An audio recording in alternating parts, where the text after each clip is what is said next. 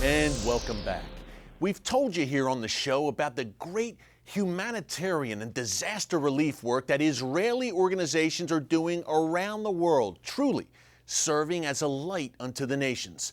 Well, IsraAID is one of the best. It's a nonprofit, non-governmental organization based in Israel that sends teams to the front lines of nearly every major humanitarian disaster throughout the world to help the affected populations. I recently sat down with one Israeli doctor to hear how IsraAID is touching lives and changing hearts. Take a look.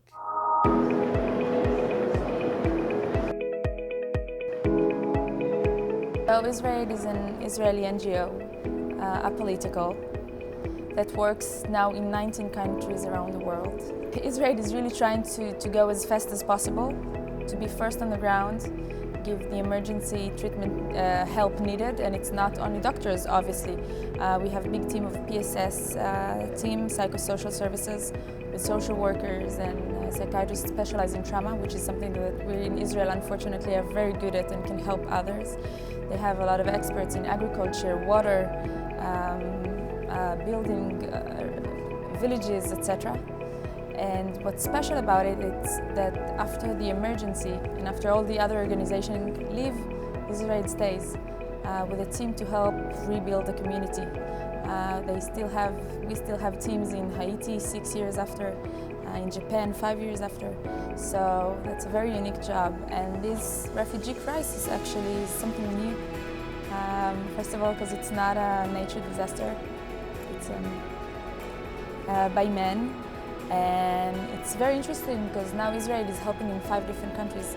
There are teams in Iraq, in Kurdistan, in northern Iraq, in Jordan, in the refugees camp, in Greece, where I was, in Macedonia, and a very new project now in Germany, with the help of the Jewish community in Germany. It's a very unique project. They're helping in the shelters to the refugees, and it's pretty amazing that, 70 years after the Holocaust, Jewish and Arab Israeli working in Germany with the Jewish community and with the German government to help Syrian refugees who are coming to Europe. And it's going to last for a few years, this project, so it's a very special one. I think it's easy to look at it as a refugee crisis, but for us it's not a crisis. It's people, faces, names. I remember each and every one of them. I'm still in touch with many of them. They're sending me messages from Germany, from Finland. And we met so many babies and children and women and old people. We had a delivery on the beach that we helped with the delivery of Ahmed. We had people who were 95 years old. We had handicapped, people that you see the war on their bodies. People after severe surgeries that were crossing the sea because they had no other choice. So for us, we remember all these personal stories.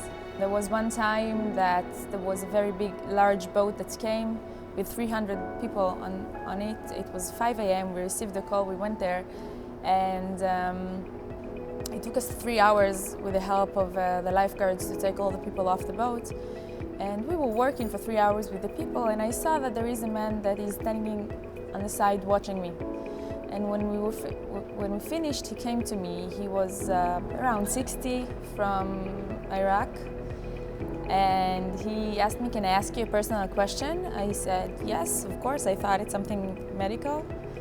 And he was almost crying. I asked him, "What happened? Is everything okay?"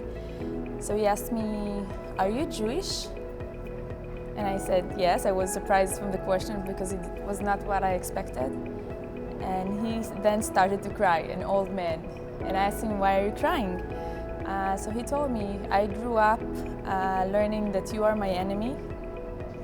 And during the journey here, my brothers, the people that were supposed to help me,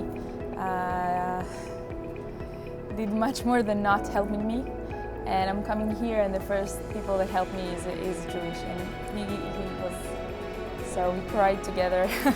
I was talking about the ignorance. So some of the other volunteers asked us, "How do you feel treating Muslims?" And I said, "It's completely normal for me.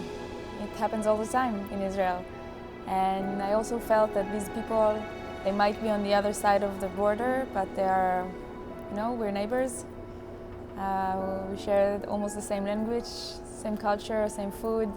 I really felt very close to them, and I think it was mutual.